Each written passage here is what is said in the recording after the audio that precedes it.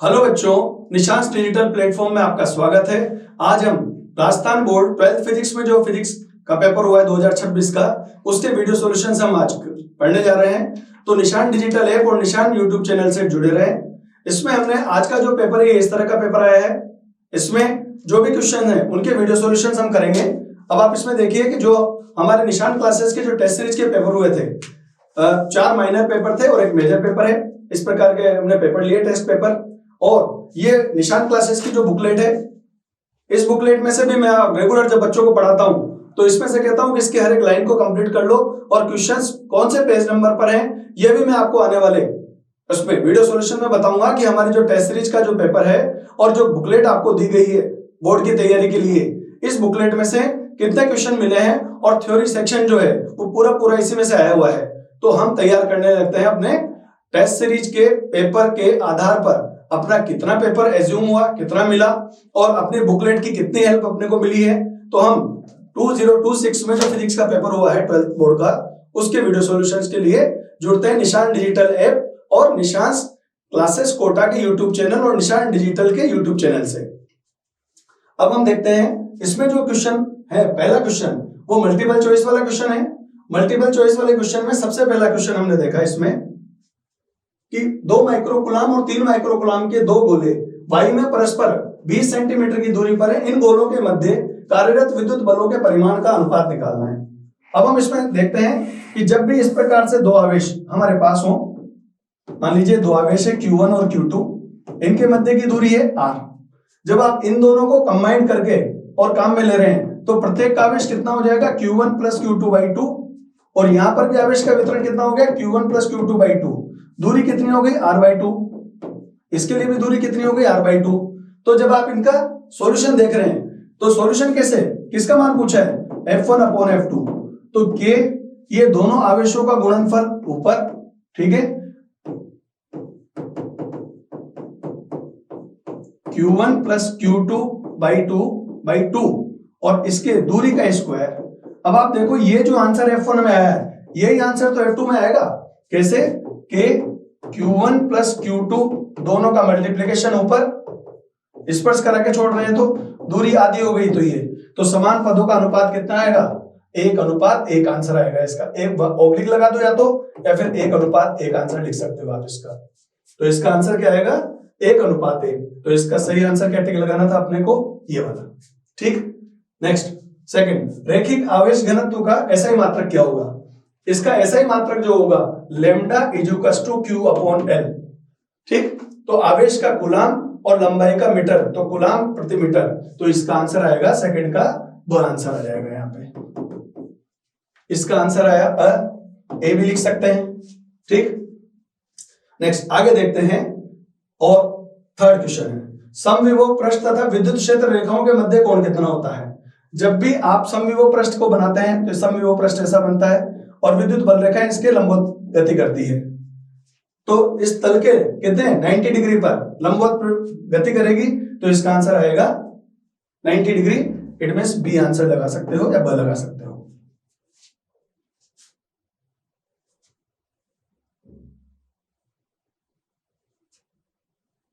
Fourth question, निम्न में से पैराविद्युत पदार्थ होते हैं। आपको बताया गया था कि पैराविद्युत पदार्थ जो अचालक या कुचालक होते हैं उन्हीं को पैराविद्युत कहते हैं। तो इसका आंसर क्या आएगा, डी या द आंसर आप इसका लगा सकते हो और इसमें नॉन कंडक्टर लगा सकते हैं। नेक्स्ट क्वेश्चन है, नेक्स्ट क्वेश्चन, किसी संचायक बैटरी का विद्युत वाहक बल, इट मींस ईएमएफ दे रखा है इसका और आंतरिक प्रतिरोध दे रखा है आर, स्मॉल आर। बैटरी से प्राप्त आई मैक्सिमम की वैल्यू निकालनी है। जब भी हम आई की वैल्यू निकालते हैं तो आई इक्वल्स टू E/R+R होता है, ध्यान रखिएगा। अब मैक्सिमम वैल्यू के लिए क्या होना चाहिए, एक्सटर्नल रेजिस्टेंस कितना होना चाहिए, 0 होना चाहिए। इसको आप अगर 0 पुट करेंगे तो इसको 0 पुट करने पर E में किसका भाग देना है, इंटरनल रेजिस्टेंस मतलब R का भाग देंगे। तो इसमें कितना क्या करना है, 10 में किसका भाग देंगे आप, 10 में 0.5 का मतलब 1/2 का भाग दे दिया। तो 1/2 ऊपर जाके 2 हो जाएगा। तो इसका आंसर आएगा सी 20 एम्पियर। इसमें लिखेंगे तो स और इधर सी आंसर आ जाएगा। नेक्स्ट, अगला क्वेश्चन है, एक घूर्णन में आवेशित कण चुंबकीय क्षेत्र के अनुदिश दूरी को जो चलता है उसे क्या कहते हैं? आप जब इसको इस तरह से देखेंगे कि जब किसी कोण पर किसी आवेशित कण को हम छोड़ते हैं तो चुंबकीय क्षेत्र इधर की तरफ चल रहा है, तो ये जो दूरी है इसको पिच या चूड़ी अंतराल कहते हैं। ठीक, हिंदी में अगर बात करेंगे तो चूड़ी अंतराल, इंग्लिश में कहेंगे तो पिच इसका आंसर बनेगा। तो इसका आंसर हो जाएगा पिच। नेक्स्ट अगला क्वेश्चन देखें। अगले क्वेश्चन में अतिचालक पदार्थ पूर्णतः कैसे होते हैं? अतिचालक पदार्थ पूर्णतः प्रतिचुंबकीय कहा गया है। तो अतिचालक पदार्थों के बारे में अगर कोई कहेंगे तो उनको आप काउंट करेंगे किसमें? प्रतिचुंबकीय पदार्थ और डायमैग्नेटिज्म कह सकते हैं इसको। अब अगला क्वेश्चन हम देखते हैं। इसमें 10 स्पोकों वाला एक साइकिल का एक पहिया पृथ्वी के चुंबकीय क्षेत्र के क्षैतिज घटक के लंबवत 2 चक्र प्रति सेकंड की दर से घूम रहा है, जिससे पहिए की दूरी और रिम के मध्य प्रेरित विद्युत बल कितना हुआ? E। यदि स्पोकों की संख्या को दुगना कर दे तो प्रेरित विद्युत बल का मान कितना होगा? अब आप जब इसके लिए विद्युत बल की गणना करते हैं तो B omega L square upon 2 आता है। ओमेगा या कोणीय आवृत्ति जिसको 2 पाई n कह सकते हैं हम। अब यहाँ पे आवृत्ति चेंज नहीं की गई है, लंबाई चेंज नहीं की गई है, तो इसमें कहीं भी सूत्र में n नहीं आ रहा, इसमें कहीं भी n नहीं है, इसलिए ये E का मान n पे डिपेंड नहीं है। तो 10 स्पोकों की संख्या को 20 भी कर दो, 200 कर दो, तो मान में कोई परिवर्तन नहीं आएगा। तो इसका आंसर क्या बनेगा? E आंसर बनेगा इसका। तो इसके पहले वाले का आंसर प्रतिचुंबकीय डायमैग्नेटिज्म है और 10 स्पोक वाला जो क्वेश्चन आपने किया उसका आंसर E रहेगा। इसके अकॉर्डिंग सी आप टिक लगा सकते हैं।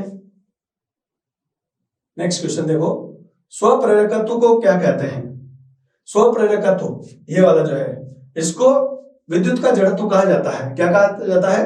विद्युत का जड़त्व। तो इसके अकॉर्डिंग तो ये बी, और इसमें अगर सेल्फ इंडक्टेंस को क्या कहेंगे? इलेक्ट्रिकल इनर्शिया कहते हैं इसको। अगला क्वेश्चन है, प्रत्यावर्ती धारा के वर्ग माध्य मूल मान और इसके शिखर मान का अनुपात क्या होगा? तो इसमें यहां पर क्या पूछा गया है? आई आर एम एस और आई नोट। अब आई नोट अपॉन √2 ये वाली वैल्यू होती है, तो I R M S upon I naught इसको यहां ले जाएंगे तो 1 अपॉन √2 इसका आंसर आना चाहिए था। तो इसका आंसर बनेगा यहां पे डी आंसर आएगा इसका, 1/√2। आरएमएस वैल्यू ऊपर रखनी है और मैक्सिमम वैल्यू या मीन वैल्यू क्या रखनी है? Peak value. यहाँ पे अनुपात में लिख दो, अपॉन में लिख दो, तो इसका आंसर क्या लिखोगे? 1/√2। तो इसका आंसर 1/√2। अगला क्वेश्चन है नेक्स्ट, रिमोट नियंत्रकों में प्रयुक्त इंफ्रारेड आता है काम में, अवरक्त तरंगे कह सकते हैं। रिमोट में कौन सी तरंगे काम आती है? इंफ्रारेड या अवरक्त कह सकते हैं। तो इसका आंसर क्या आएगा? अ आएगा। ठीक, आगे बढ़ाते हैं। मैंने कहा the electromagnetic waves used in remote control, तो इंफ्रारेड आएगा इसका आंसर। तो इसका ए लगा सकते हैं। नेक्स्ट अगला क्वेश्चन देखते हैं। एक बाल्टी में जल की ऊंचाई 24 सेंटीमीटर भरा हुआ है, जल का अपवर्तनांक कितना है? तो आभासी गहराई बराबर क्या होगा? तो आभासी गहराई बराबर, आभासी गहराई बराबर एक फॉर्मूला बना दीजिए। आभासी गहराई बराबर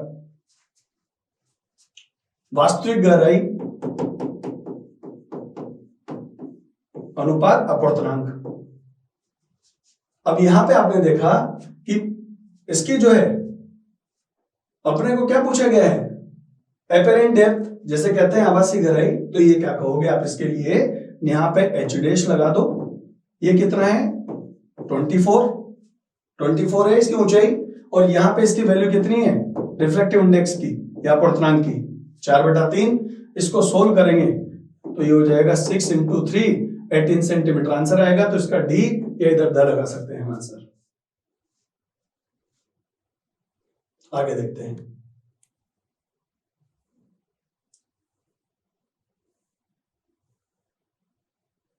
किसी त्रिभुजाकार प्रिज्म के लिए आपतन कोण और विचलन कोण के मध्य एंगल निकालना है। आई और डेल के बीच में जो ग्राफ खींचते हैं, तो रेगुलर जब आप पढ़ाई करते हो तो उसी में आपको पढ़ाया जाता है कि ये ग्राफ इसका इस तरह से आता है। तो ये डेल मिनिमम और आई के बीच में ग्राफ है, तो इसका यहाँ पर क्या आंसर टिक लगाएंगे आप सर? और अगर आप इंग्लिश मीडियम के जो बच्चे हैं वो उनके अकॉर्डिंग आंसर इसमें क्या टिक लगाएंगे? यहाँ पे सी आंसर आएगा ये वाला। ठीक है, ये इंसिडेंट एंगल है, पूछा गया है। देखो इसमें क्या पूछा है अपने से, graph between angle incident angle और डेविएशन एंगल, तो ये वाला ग्राफ इसका सही आंसर है, तो सी आंसर टिक लगा सकते हैं। नेक्स्ट आगे बढ़ते हैं। देखिए, किसी तरंगाग्र पर स्थित किन्हीं दो बिंदुओं के मध्य कलांतर कितना होता है। तरंगाग्र क्या होता है, जहां पर प्रकाश के कण समान कला में कंपन करें। अब समान कला में कंपन करने वाले कणों के मध्य कलांतर कितना होगा, 0 डिग्री।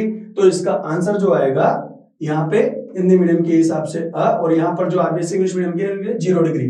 ठीक, नेक्स्ट, चार धातुएं पी क्यू आर एस के कार्यफलन, वर्क फंक्शन दे रखा है, ये फाई नोट की वैल्यू दे रखी है 2.3, 3.2, 4.25 इलेक्ट्रॉन और 5.15 इलेक्ट्रॉन वोल्ट है। इनमें सबसे न्यूनतम देली आवृत्ति किसकी होगी। अब आप देखिए, लोवेस्ट थ्रेशोल्ड फ्रीक्वेंसी पूछी गई है इसमें, तो इसके लिए जो वर्क फंक्शन होता है phi naught is equals to H nu naught, जिसके लिए ये फाई नॉट की वैल्यू कम होगी उसके लिए फ्रीक्वेंसी या देली आवृत्ति का मान कम होगा, तो इसका आंसर क्या आएगा 2.3 इलेक्ट्रॉन वोल्ट। तो इसका आंसर आप क्या है, आंसर पी है, तो इसका हिंदी मीडियम के हिसाब से द और यहाँ डी लगा सकते हैं। ये वाला फॉर्मूला काम में लिया, जिसके लिए फ्रीक्वेंसी कम है उसके लिए फाई नॉट की वैल्यू कम होगी, तो ये आंसर है इसका पी। नेक्स्ट, गाइगर मार्सेल्डन प्रकीर्णन प्रयोग में रेडियोएक्टिव स्रोत कौन सा होता है।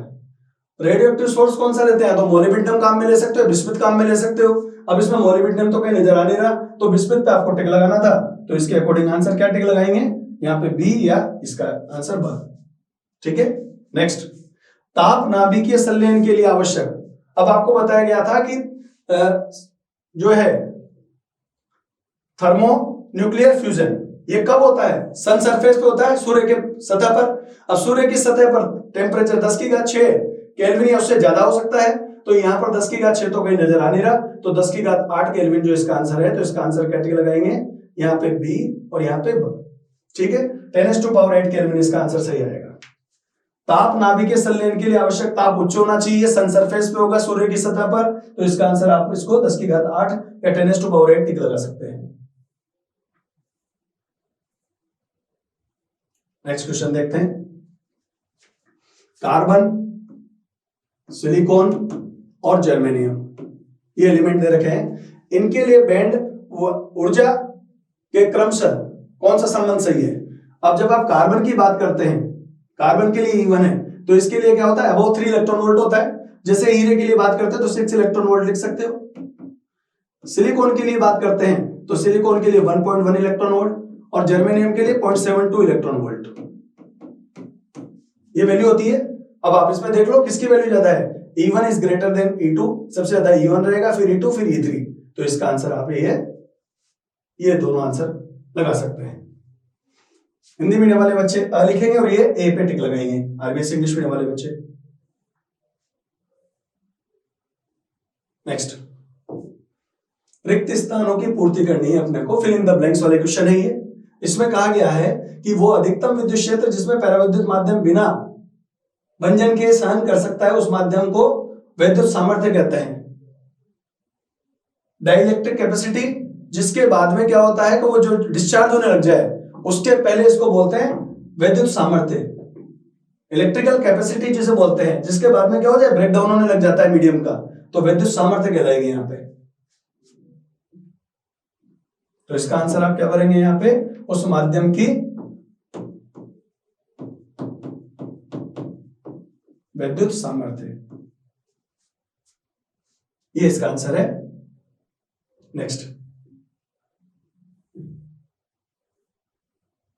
ये क्वेश्चन देखें, यहां से 3.1 इलेक्ट्रॉन वोल्ट एम्पियर, सॉरी यहां से इस डायग्राम में दे रखा है 3.1 और यहां पे 4.2, तो यहां पे चलेंगे तो कितना है, किरचॉफ के नियम से 7.3, 7.3 में से 1.2 माइनस हो गया और 5.1 माइनस हो गया, ये माइनस हो जाएगा, तो 7.3 में से हमने कितना माइनस कर दिया, 6.3 माइनस कर दिया, तो 7.3 माइनस 6.3 आएगा, तो I = 1 एम्पियर आंसर आना चाहिए इसका। तो इस गिवन डायग्राम का आंसर कितना है, 1 एम्पियर है। ये किरचॉफ्स फर्स्ट लॉ केसीएल के अकॉर्डिंग अगर चलेंगे तो 1 एम्पियर इसका आंसर बनेगा।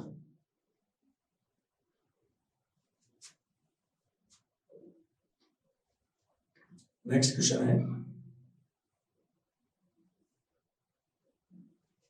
किसी वोल्टमीटर में विक्षेप प्रति एकांक वोल्टता, वोल्टेज सेंसिटिविटी बोलते हैं, SV कह सकते हो, 5/I। इसको एकांक वोल्टता को हिंदी में बोलेंगे वोल्टता सुग्राहिता, सेंसिटिविटी, वोल्टेज सेंसिटिविटी या पोटेंशियल सेंसिटिविटी कह सकते हैं अपन इसको। लेंज का नियम किस पर आधारित रहता है? ऊर्जा संरक्षण नियम पर आधारित रहता है। तो यहां पे अपने को पढ़ना था ऊर्जा और यहां एनर्जी लिखना है आपको। विस्थापन धारा की अवधारणा किसने दी थी? मैक्सवेल ने।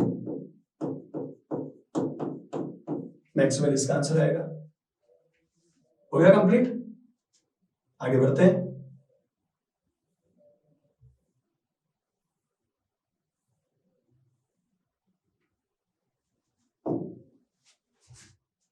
एक 1.52 अपूर्णांक वाले कांच के एक लेंस को किसी द्रव से भरे खुले बर्तन में डालने पर वो अदृश्य कब हो जाएगा? आपको रेगुलर क्लास में बुकलेट में n अपूर्णांक वाला क्वेश्चन बताया था।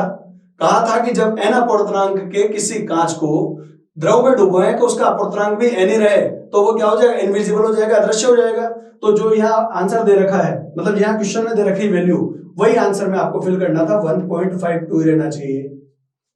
तो ये सेम, इसका रिफ्रैक्टिव इंडेक्स यहां पर n है तो यहां भी कितना रखना होगा? n। तो इसका आंसर 1.52 रह जाएगा। नेक्स्ट है, जल के पृष्ठ पर किसी समय जल के अणुओं के निस्पंदी रेखाओं पर विस्थापन। अब आपको निस्पंद नोड बताए थे, नोड पर डिस्प्लेसमेंट कितना होता है? 0। तो यहां पर आंसर आएगा 0, 0 होता है।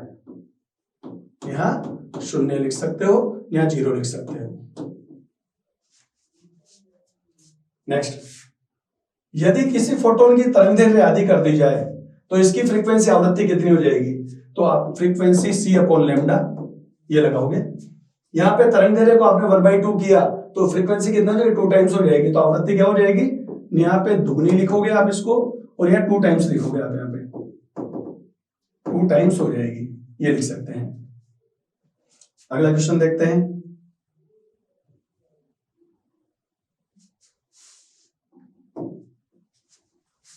m दे रखा है, मास 0.10 किलोग्राम, वेलोसिटी v दे रखी है, इससे संबंधित लैम्डा डी ब्रोगली तरंगदैर्घ्य। बहुत सिंपल क्वेश्चन है। इसी तरह का क्वेश्चन माइनर पेपर में दिया हुआ है। लैम्डा इक्वल्स टू, मैं बताऊंगा वैसे भी आपको कि कौन से पेपर में से कौन सा क्वेश्चन आया है, बुकलेट के कौन से पेज नंबर से कौन सा कॉन्सेप्ट बीच में से उठाया गया है। लैम्डा इक्वल्स टू h/mv लगाओ। h की वैल्यू कितनी रहेगी? 6.62 इंटू 10⁻⁻34। m की वैल्यू कितनी है? 0.10 और यहां पे हो गया 10। जब आप इसके पॉइंट्स को हटाएंगे तो यहां पे कितना हो गया? ये कैंसिल हो जाएगा। ठीक, यहां पे जब आप इसको कैलकुलेट कर रहे हैं तो ये h के इक्वल ही आ जाएगी। तो इसकी वैल्यू क्या रख देंगे? यहाँ पे 6.62 इंटू 10⁻⁻34 मीटर आंसर लिख सकते हैं इसका। नेक्स्ट, अब अगला क्वेश्चन है, तांबे के लिए प्रतिरोधकता रो और परम ताप T के मध्य ग्राफ बनाना है अपने को। देखिए ये क्वेश्चन थोड़ा सा घुमाया गया है। ये जो आप लैंग्वेज पढ़ते हो ये प्रतिरोध की पढ़ते हो, रेजिस्टेंस की। जब आप वहां पर पढ़ते हैं तो ये रेजिस्टेंस का फॉर्मूला बनता है RT = R0 1 + αT। और एकांक लंबाई और एकांक क्षेत्रफल के लिए लेंथ को 1 कर दो, एरिया को 1 कर दो, तो R को रो लिखा जा सकता है। तो ये फॉर्मूला इसका ρT। मैंने कहा भी था जब आपको माइनर P3 वाला पेपर सोल्व करवाया जा रहा था उस समय ये बोला गया था कि इस तरह का क्वेश्चन आ सकता है। R का फॉर्मूला है और रो के रूप में बना सकते हैं। तो ρT = ρ0 1 + αT। इसका ग्राफ आपको खींचना है तो इसका ग्राफ जो बनेगा इस तरह का ग्राफ आता है इसका। यहाँ ये वाली वैल्यू है, ये रो है और ये T टेम्परेचर है। ये ग्राफ बनाना है। और अगर प्रतिरोध का आता है तो यहाँ R0 आ जाता है, यहाँ R आ जाता है। ये ग्राफ बनाना है। अगला क्वेश्चन था, धारा घनत्व को परिभाषित कीजिए। करंट डेंसिटी क्या होती है?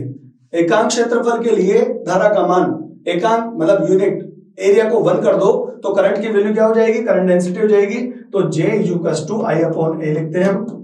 एकांक क्षेत्रफल के लिए धारा का मान धारा घनत्व कहलाता है। 1 नंबर में ये परिभाषा देनी थी, ये इसका आंसर बन गया। एक बार फिर समझ लीजिए, m और v दे रखे थे, lambda is equal to h upon mv, m और v का मल्टीप्लिकेशन वापस h के इक्वल हो गया, ये पॉइंट से पॉइंट कैंसिल किया ना हमने, तो ये वाली वैल्यू h के इक्वल हो गई, और ये इसका ग्राफ प्रतिरोध की वाली वैल्यू रेजिस्टेंस की वैल्यू से आप रो की वैल्यू समझा सकते थे, और इसका ग्राफ आप इस तरह से बना सकते हैं। नेक्स्ट क्वेश्चन पे चलते हैं हम।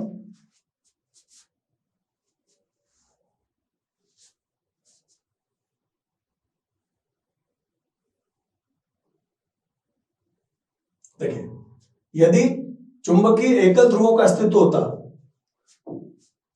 तो चुंबकीय गाउस का नियम कैसा होता।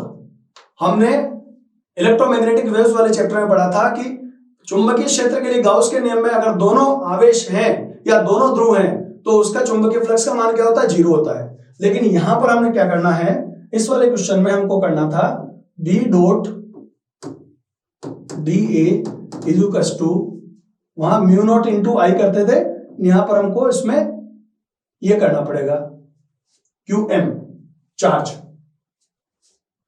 मैग्नेटिक जो है उसके लिए वैल्यू को मल्टीप्लाई करना था। और अगर दोनों अगर ध्रुव होते हैं तो फिर इसका आंसर 0 आता है इधर की तरफ, और एकांक है तो मैग्नेटिक उसमें हम यहां पर म्यू नॉट इंटू आई की जगह क्या करते हैं, यहां पर Q कर देते हैं। तो ये चुंबकीय एकल ध्रुवों का अस्तित्व होता तो चुंबकीय संबंधित गाउस का नियम इस तरह से परिभाषित किया जा सकता है। B डॉट बंद पृष्ठ के लिए, क्लोज पाथ के लिए B डॉट DA लगा दिया, कई जगह B डॉट DS भी लिखा रहता है, वो भी सही है, mu naught into Q। Next अगला क्वेश्चन देखिए, किसी पदार्थ के लिए B M और इसके लिए जब हमने परिनलिका के लिए म्यू आर और XM में डेरिवेशन किया था तो उस समय आप डेरिवेशन को आगे बढ़ाते हैं, B is equal to mu naught M plus H, उसी से लिया हुआ फॉर्मूला है, B is equal to mu naught M plus H लिख दो, ये इसका रिलेशन पूछा गया है।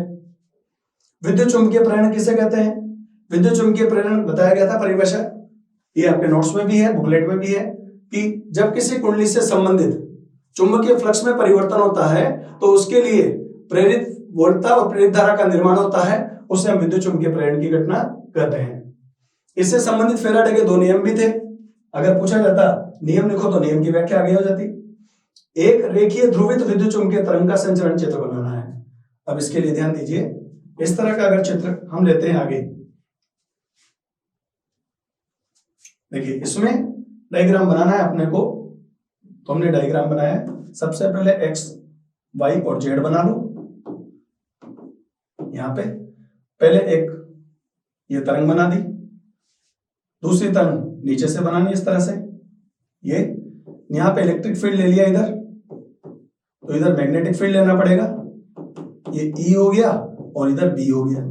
यदि आपने यहाँ पे B बना दिया इधर, तो इसके परपेंडिकुलर मतलब 90 डिग्री पर आपको क्या बनाना पड़ेगा, E बनाना है। तो ये इस तरह से आप इसको, ये विद्युत चुंबकीय तरंग का ग्राफिक चित्रण बनाना था। इसमें आप इस तरह से फिर आगे इसको बढ़ाते चलिए, यहाँ पे नीचे चुंबकीय क्षेत्र ले लिया तो ऊपर विद्युत क्षेत्र लेना होगा अपने को, ये इसका डायग्राम बनाना था। नेक्स्ट आगे बढ़ते हैं, प्रकाश के विवर्तन को समझाना है, डिफ्रैक्शन ऑफ लाइट समझाना था। बहुत थ्योरेटिकल क्वेश्चन है कि प्रकाश जब तीक्ष्ण किनारों से टकराता है शार्प एजेस से, तो अपने मूल पाथ से, अपने मूल मार्ग से विचलित हो जाता है। उस घटना को अपन ने क्या नाम दिया, विवर्तन की घटना नाम दिया है इसको।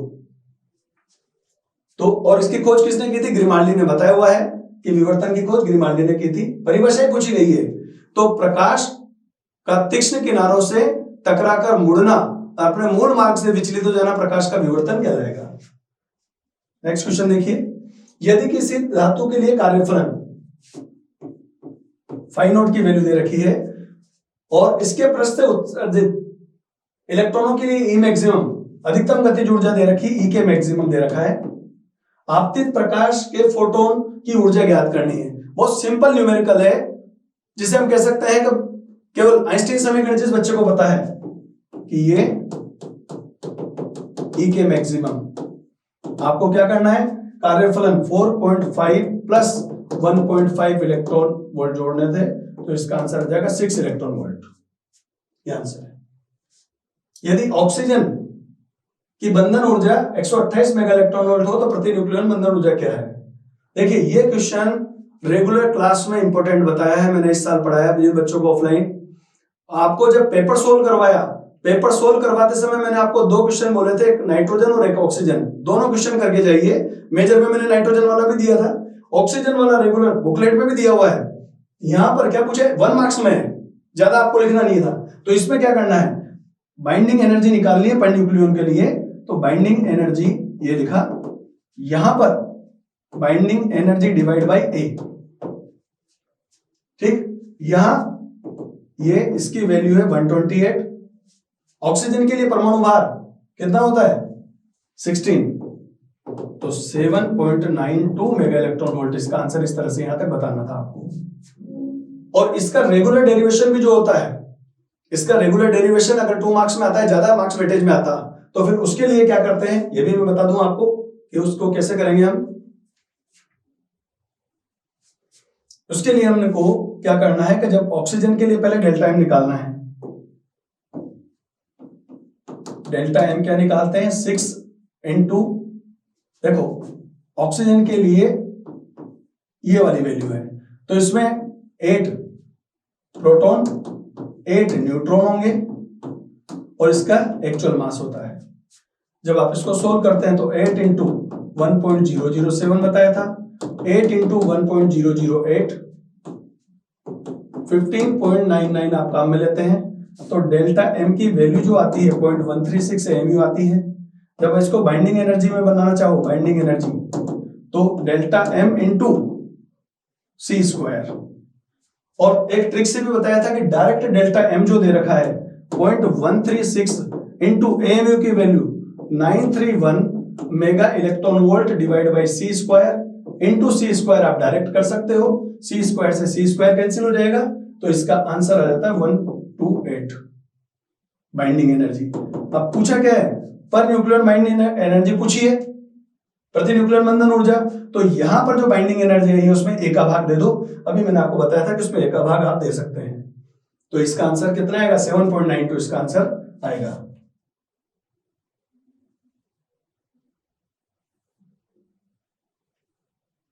एक क्वेश्चन देखते हैं। देखिए इसमें ए और बी के मध्य तुल्यधारिता 15 दे रखी है, एक्स की वैल्यू निकालनी है। बहुत सिंपल क्वेश्चन है, लॉजिकल है। यहां से सबसे पहले आप इसको सोल्व कर लें, और ये यहां से यहां तक की जो है, यहां से यहां तक की वैल्यू कितनी दे रखी है, 15 माइक्रोफेरेड दे रखी है। यहां तक आप इसको सोल्व कर रहे हैं तो ये कितना हो गया, इन दोनों का सॉल्यूशन कितना हो गया, 20 माइक्रोफेरेड हो गया, ठीक। अब 20 माइक्रोफेरेड आपको एक डायग्राम और बनाना है। यहाँ 20 हो गया, यहाँ पे x हो गया, और ये किसके इक्वल लेना है, 15 के इक्वल। 2 कैपेसिटर जो है 2 संधारित्र श्रेणी क्रम में है, तो डायरेक्ट आप क्या कर सकते हैं, दोनों का मल्टीप्लिकेशन डिवाइड बाय दोनों का एडिशन इज इक्वल टू 15। जब आप इसको सोल्व करेंगे आगे तो 20x is equal to 300 plus 15x, तो 5x इज इक्वल टू 300, तो x की वैल्यू कितनी आ जाएगी, 60 माइक्रोफेरेड आंसर आ जाएगा इसका। इसका पहले इजी कॉन्सेप्ट बनाया, इसका डायग्राम यहां से ये दोनों का पैरेलल में जोड़ के, और ये कंप्लीट कर लिया, दोनों का फिर सीरीज में किया, इसको इक्वल किया 15 के, तो इसका आंसर कितना आ गया, 60 माइक्रोफेरेड इसका आंसर आ जाएगा।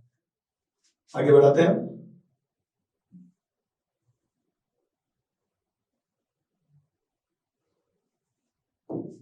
देखिए पास पास रखी 2 कुंडलियों का अन्योन्य प्रेरकत्व 2 हर्ट्ज है, 2 हेनरी है, सॉरी अन्योन्य प्रेरकत्व दे रखा है 2H बटा हेनरी है। यहाँ पे यदि एक कुंडली में 0.1 सेकंड में विद्युत धारा बढ़कर 0 से बढ़कर 15 एम्पियर हो जाती है, 15 एम्पियर हो जाती है, तो फ्लक्स में बंधता परिवर्तन निकालो। जब भी इस तरह का सवाल आपके पास आए तो आप इसमें पहले तो कई बार क्या करते हैं, पहले वोल्टेज निकालते हैं, फिर उसमें T से मल्टीप्लाई डिवाइड करेंगे, तो आप उसके लिए डायरेक्ट ही आप क्या कर सकते हैं, इसके लिए direct formula delta phi is equal to M delta I लगा सकते हैं।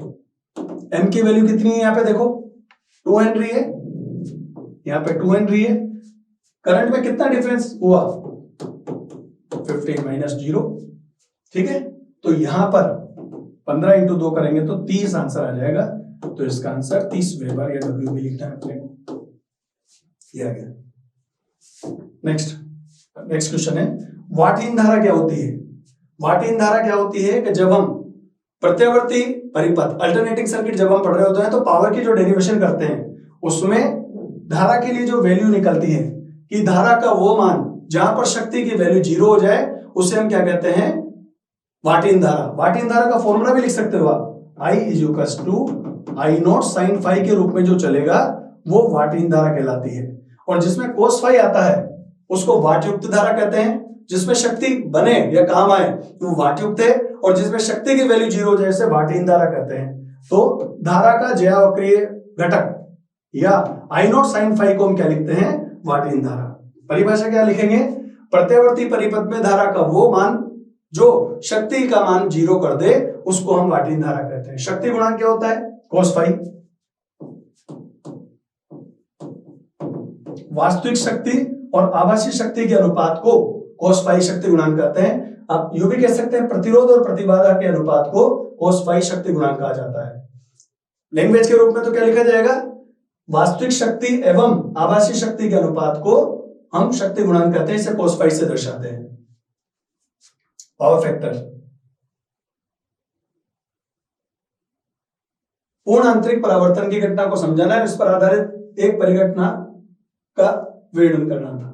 देखिए, पूर्ण आंतरिक परावर्तन क्या होता है कि जब हम किसी प्रकाश को सघन माध्यम से पहले विरल माध्यम में भेज रहे हो और फिर वापस प्रकाश विरल माध्यम में से एक क्रांतिक कोण की अवस्था से ज्यादा अगर चलता है तो प्रकाश सघन माध्यम से चलकर वापस पुनः सघन माध्यम में लौट आता है, उसे हम क्या कहते हैं, पूर्ण आंतरिक परावर्तन। सिंपल भाषा में, जब प्रकाश सघन माध्यम में गति करता हुआ पृथककारी तल से टकराने के पश्चात पुनः सघन माध्यम में लौट आता हो तो उसे पूर्ण आंतरिक परावर्तन की घटना कहते हैं। इस पर आधारित एग्जाम्पल लिखवाए थे, हीरे का चमकना, प्रकाश तंतु, ऑप्टिकल फाइबर जिसे हम कहते हैं, या पूर्ण परावर्तक प्रिज्म। तो आप इसके लिए आधारित एक परिघटना का नाम क्या लिख सकते हैं, इस पर आधारित परिघटना का नाम प्रकाश तंतु भी लिखा जा सकता है और पूर्ण परावर्तक प्रिज्म भी आप इसमें लिख सकते हैं। हाइगेंस के तरंग सिद्धांत से प्रकाश के अपवर्तन हेतु स्नेल नियम को व्युत्पन्न करना है। अभी इसका मार्क्स वेटेज थोड़ा ज्यादा हो गया, तो इसके लिए अपने को क्या करना चाहिए, यहां पर हमें सबसे पहले स्नेल के नियम के अकॉर्डिंग अगर अपवर्तन को समझाना है तो अपवर्तन को समझाने के लिए हमें क्या करना होगा, ये एक्स वाई माना, यहाँ पे एक तरंगाग्र मान लिया हमने ए और बी, यहाँ पे इसके 90 डिग्री पर जो प्रकाश आएगा आपतित किरणें 1 2 3 नाम देते हैं उनको। यहां से जो प्रकाश चलेगा v1 × t चलता है, यहां से इसको लंब डालकर ये v2 × t लिख सकते हैं। यहां से इसको मिलाया तो ये हो जाएगा ए बी है तो यहाँ ए डैश और यहाँ नाम हो जाता है बी डैश। यहां से चलने वाली प्रकाश की किरणें इसके 90 डिग्री पर चलेंगी, ये अपवर्तित हो जाएंगी 1 डैश 2 डैश और 3 डैश। ये चित्र हमने बना दिया।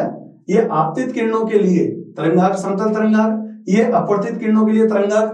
यहां से यहां तक की दूरी v2 × t है, यहां से यहां तक की डिस्टेंस, और यहां से यहां तक की v1 × t। ये एंगल I होगा, ये एंगल R होगा, ठीक है। यहां पे त्रिभुज ए बी ए डैश, त्रिभुज ए बी ए डैश में sine I = v1 × t upon A dash, equation first. ये वाला त्रिभुज ले ले नीचे, त्रिभुज ए डैश ए डैश ये वाला और बी डैश, इसमें sine R = v2 × t divide by A dash. Equation first divide by equation second कर दो। इक्वेशन फर्स्ट में ये वाली वैल्यू और इक्वेशन सेकंड ये, तो यहां पे जब आप लिखेंगे sine I divide by sine R, ये हो जाएगा v1 × t divide by A dash, v2 × t divide by A dash. ये कैंसिल हो गया, t से t कैंसिल हो जाएगा, तो v1 अपॉन v2 को क्या लिख देंगे, अपवर्तनांक लिख देंगे। इसको स्नेल का नियम कहते हैं। तो हमें हाइगेन के तरंग सिद्धांत को काम में लेकर स्नेल का नियम सिद्ध करना था, तो आप इसको काम में लेकर समीकरण 1 बना रहे हैं, इसको काम में लेकर समीकरण 2, equation first divide by equation second कर दिया, तो इससे स्नेल का नियम प्रूव हो गया। ये कंप्लीट कर लिया। पोलराइड किसे कहते हैं, इसके कोई दो उपयोग बताइए। पोलराइड देखिए, द्विवर्णता के आधार पर काम करने वाला उपकरण जो समतल ध्रुवित प्रकाश प्राप्त करने के लिए काम आता है उसे पोलराइड कहते हैं। इसके दो उपयोग बताने थे। पोलराइड की सहायता से हम 3D मूवीज जब देखने जाते हैं तो काले रंग का जो चश्मा काम आता है वो काम आता है। वाहनों में पोलराइड फिल्म काम आती है, जो हेडलाइट के यहाँ भी और साइड जो विंडो होती है उनको भी सन से बचाने के लिए, या जो गहरी अल्ट्रावायलेट रेज है उसको कम करने के लिए। आप ट्रेन चला रहे हो या एरोप्लेन चला रहे हो तो उसके ड्राइवर सीट के वहां पर एक लेयर में लेते हैं ब्लैक कलर की। तो पोलराइडों के दो उपयोग लिखने थे इसमें। तो हम कह सकते हैं सिनेमाघरों में 3D चश्मों के रूप में काम में ले सकते हो आप इसमें। समतल ध्रुवित प्रकाश प्राप्त करने के लिए, समतल ध्रुवित प्रकाश प्राप्त करने के लिए पतली फिल्म जो काम आती है वाहनों में, उसका भी उपयोग लिखा जा सकता है। अगला क्वेश्चन है नेक्स्ट, प्रकाश के तरंग सिद्धांत से प्रकाश विद्युत प्रभाव की व्याख्या क्यों नहीं की जा सकती? क्योंकि प्रकाश की प्रकृति किस प्रकार की मानी गई है? देखो, तरंग सिद्धांत के अनुसार प्रकाश विद्युत प्रभाव क्या है? प्रकाश विद्युत प्रभाव आइंस्टीन के अनुसार क्वांटम रूप है। तरंग रूप ये कहता है कही है किसके अनुसार? इसकी प्रकृति कौन सी मानेंगे आप? प्रकाश की अनुप्रस्थ प्रकृति होती है। अनुप्रस्थ प्रकृति की वजह से ये तरंग रूप में तो चलेगा, पर प्रकाश विद्युत प्रभाव की व्याख्या क्यों नहीं हो सकती? क्योंकि प्रकाश विद्युत प्रभाव के लिए प्रकाश का कौन सा गुणधर्म होना जरूरी है? प्रकाश का कण रूप मतलब क्वांटा रूप होना जरूरी है। तो कणीय प्रवृत्ति नहीं होने की वजह से हम एक तो इसकी व्याख्या नहीं कर सकते, और एक ये इसकी प्रकृति कैसी है? अनुप्रस्थ प्रकृति होने की वजह से भी हम इसकी प्रकाश विद्युत प्रभाव की व्याख्या नहीं कर सकते, जिसे अपन ध्रुवण भी कहते हैं वैसे। तो इसका आंसर क्या लिख सकते हैं? एक तो प्रकाश अनुप्रस्थ प्रकृति का होता है, और दूसरा क्वांटम प्रकाश विद्युत प्रभाव के लिए कौन सा रूप होना चाहिए प्रकाश का? क्वांटा या फोटोन रूप होना चाहिए। तो इन दो कारणों की वजह से इसकी व्याख्या हम नहीं कर सकते। डी ब्रोगली परिकल्पना से बोर के क्वांटीकरण के द्वितीय अभिग्रहित को व्याख्या करना है। अब डी ब्रोगली परिकल्पना देखिए आप इसमें। डी ब्रोगली परिकल्पना हमने क्या लिखी कि इलेक्ट्रॉन उन्हीं वृत्ताकार कक्षाओं में चक्कर लगाएगा जिनका कोणीय समय क्या होना चाहिए?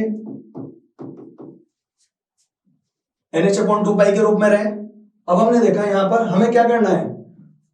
डी ब्रोगली परिकल्पना को काम में लेकर बोर के द्वितीय अभिग्रहित की व्याख्या करनी है। अब सबसे पहले यहां पर द्रव्य तरंग सिद्धांत काम में लें, 2πr = n लैम्डा। ठीक, यहां पे डी ब्रोगली स्टेटमेंट काम में लिया, 2πr = n लैम्डा को h/p लिख दिया। 2πr = n का मान 1 रख सकते हो आप चाहो तो, h/m भी रख दो। यहाँ पे इसको जमा दो mvr के रूप में, तो आप इधर ले गए तो ये हो गया mvr, यहां आ गया। ठीक, यहाँ पे n h और ये 2π डिवाइड हो गया, तो यहां से स्टेटमेंट यहां पर पहुंचा।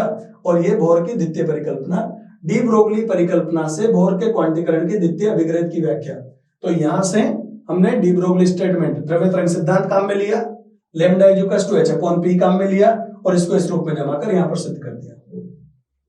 अगला क्वेश्चन है, परिभाषित करना था संभारिक। ऐसे भिन्न भिन्न तत्व जिनके लिए परमाणु भार समान हो, परमाणु क्रमांक अलग अलग हो, उन्हें संभारिक कहते हैं। इसके एग्जाम्पल आपको लिखने थे, तो जैसे 1H3 और 2He3। ठीक है, एग्जाम्पल, इसमें परमाणु भार समान होगा और परमाणु क्रमांक अलग अलग हो सकते हैं। रेडियो एक्टिविटी, रेडियो सक्रियता जिसे कहते हैं। रेडियो सक्रियता क्या है? पदार्थ का वह गुण जिसके कारण पदार्थ स्वतः टूटने लग जाए या स्वतः विघटन की क्रिया को हम क्या कहते हैं? रेडियो सक्रियता कहते हैं। हेनरी बेकरेल ने इनको खोजा था, तो इसके बारे में आप ये लिख सकते हैं। फिर आगे जाके अल्फा बीटा गामा क्षय होता है, वो भी रेडियो सक्रियता का ही भाग है। तो रेडियो सक्रियता और इनके बारे में परिभाषा पूछी थी, तो इनको एग्जाम्पल सहित करना था।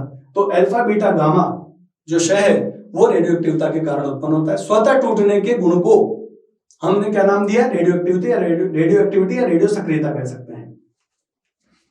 नेक्स्ट, इसके बाद है अगला क्वेश्चन देखते हैं। आरसी परिपथ में कालांक किसे कहते हैं? संधारित्र फिल्टर के साथ पूर्ण तरंग दृष्टिकारी का परिपथ चित्र बनाना है। अब आप देखिए कि कालांक क्या होता है। जब हम आरसी परिपथ को काम में लेते हैं तो आरसी परिपथ में संधारित्र को चार्ज करने के लिए Q = Q0 1 - e⁻⁻t/RC होता है। यहां ध्यान रखना है इसको। यह कब की क्रिया है? आवेशन, चार्जिंग प्रोसेस में ये होता है। अब कालांक जो यहां पर नाम दिया गया है, ये इसके ट्रिक में ही है। अगर बच्चा कुछ भी नहीं लिख के आता तो यहाँ कालांक जो लिखा हुआ है वो इसकी ट्रिक है आरसी। तो यहाँ कालांक का मतलब क्या होता है, इसका आंसर आरसी था। कालांक वो समय होता है जिसमें आवेश का मान प्रारंभिक आवेश के 63.2% हो जाए। अब ये वैसे आईआईटी के जो कॉन्सेप्ट चलते हैं उनके बीच में आता है चार्जिंग डिस्चार्जिंग वाला सेक्शन, पर फिर भी हम इसी में पढ़ते समय भी यहाँ पे जो इसका आंसर है वही इसका कालांक बनता है। आरसी को कालांक कहते हैं। और जब किसी संधारित्र को चार्ज कर रहे हैं तो ये समीकरण बनती है। यहाँ पे आरसी को कालांक नाम दिया गया है। परिभाषा कैसे बनाओगे, वो समय का वो मान जिसमें आवेश प्रारंभिक आवेश का अधिकतम आवेश का 63.2% हो जाए उसको हम उस समय को कालांक कहते हैं। ये इसका जवाब था। संधारित्र फिल्टर के साथ पूर्ण तरंगदिष्टकारी का चित्र बनाना था, तो अब इसको हम चित्र बनाते हैं। यहां पे पूर्ण तरंगदिष्टकारी के लिए सबसे पहले आपको क्या बनाना है, ये ट्रांसफार्मर की प्राथमिक कुंडली यहां पे ये बना दिया। यहां पे मध्य निकासी ट्रांसफार्मर बनता है। मध्य निकासी ट्रांसफार्मर जो बनेगा, और दो डायोड काम में लेते हैं हम, इसके लिए ध्यान रखिएगा, दो डायोड D1 और D2, इनको ऐसे जोड़ते हैं। मध्य निकासी ट्रांसफार्मर से यहां से कनेक्शन जोड़ा जाएगा और इसको यहां बनाएंगे। अब यहां पर जो इसका आउटपुट होता है, तो इसके आउटपुट के यहां पर जहां आउटपुट देखते हैं ना, ये लोड रेजिस्टेंस, ये लोड रेजिस्टेंस है, तो इसके यहां पैरेलल में आपको क्या जोड़ना है, कैपेसिटर जोड़ना है। ये डायोड D1, ये डायोड D2, ये यहां VI और इधर आउटपुट ये V0। पूर्ण तरंगदिष्टकारी के बारे में बताना था। और फिल्टर परिपथ में ध्यान रखिएगा, अगर कुंडली भी आती है तो कुंडली हमेशा यहाँ निर्गत के यहाँ श्रेणी क्रम में जुड़ती है, और केवल संधारित्र पूछा हुआ है तो यहाँ पे संधारित्रों के इसके समानांतर क्रम में जोड़ना होता है। इससे ये जो है इसकी वेव्स जो इस तरह की मिलती है, तो इसका जो ग्राफ है वो आउटपुट का ग्राफ ऐसा हो जाता है, ऐसा ग्राफ मिलेगा। ये बनाना था इसका डायग्राम। पूर्ण तरंगदिष्टकारी के साथ में ये संधारित्र को अपने को जोड़ना था। नेक्स्ट आगे बढ़ते हैं।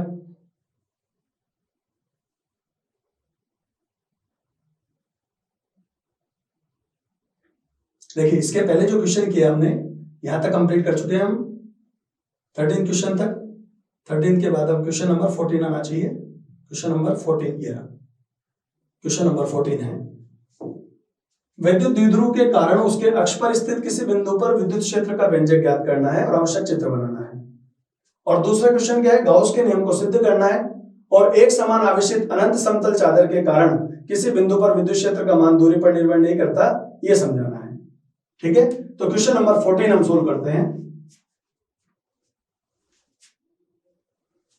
यहां पर क्वेश्चन नंबर 14 हमने पढ़ा, तो क्वेश्चन नंबर 14 क्या था, क्वेश्चन नंबर 14 हमने क्या पढ़ा है, एक बार मैं फिर रिवाइज कर दूं। क्वेश्चन नंबर 14 आप देख लो, विद्युत द्विध्रुव के कारण उसके अक्ष पर किसी बिंदु पर विद्युत क्षेत्र का व्यंजक प्राप्त करना है और उसका चित्र बनाना है। ई और आर के बीच में चित्र नहीं पूछा है, केवल ये पूछा है, तो 2 नंबर का डेरिवेशन और 1 नंबर का इसका डायग्राम बनाना है। अब इसके लिए चलते हैं हम। द्विध्रुव की बात करें तो सबसे पहले द्विध्रुव के लिए यहां पर ये प्लस क्यू और माइनस क्यू लेते हैं। दोनों आवेशों के मध्य की दूरी हम कितनी लेके चलेंगे, 2a। किसा कई स्टूडेंट यहां माइनस क्यू और इधर प्लस क्यू ले लेते हैं, उससे कोई फर्क पड़ेगा क्या, नहीं पड़ेगा। यहां से यहां तक ओ सेंटर है, अक्ष पर जो दूरी है यहां से यहां तक की दूरी r ली है, ये p लिया है। ठीक, यहां पर हम जब देखते हैं तो यहां E1 और E2 की वैल्यू कैसे निकालेंगे, यहां परीक्षण आवेश रख के देखते हैं। मैंने आपसे कहा जब आप डेरिवेशन करते हैं तो कई स्टूडेंट यहां माइनस क्यू ले सकते हैं, यहां पर आप माइनस क्यू ले सकते हैं, कोई बाउंडेशन नहीं है, और आप यहां प्लस क्यू ले सकते हैं। बस ध्यान रखिएगा कि जब आप यहां से ये छोटी वाली दूरी निकालें तो ये r माइनस ए होती है, और ये यहां से यहां तक की दूरी होती है r प्लस ए होती है। जिसके लिए दूरी यहां आएगी तो E equals to E1 minus E2 बताया था। यहां पर KQ बटे दूरी का स्क्वायर मतलब r माइनस ए का स्क्वायर, यहां पर माइनस का चिन्ह KQ अपॉन r प्लस ए का whole square. Total distance 2a है, तो ये यहां से यहां तक की दूरी a होगी और यहां से यहां तक की दूरी a होगी। तो छोटी दूरी r माइनस ए होती है और बड़ी दूरी r प्लस ए के रूप में बताई गई है। तो E1 माइनस E2। ठीक, यहां पर हमने देखा कि यहां ज्यादा धनावेश है और यहां कम धनावेश है, तो E1 इधर मान सकते हो और E2 की डायरेक्शन इधर बता सकते हो चित्र में। यहां पे हमने क्या किया, R square minus A square का होल स्क्वायर एलसीएम ले लिया था।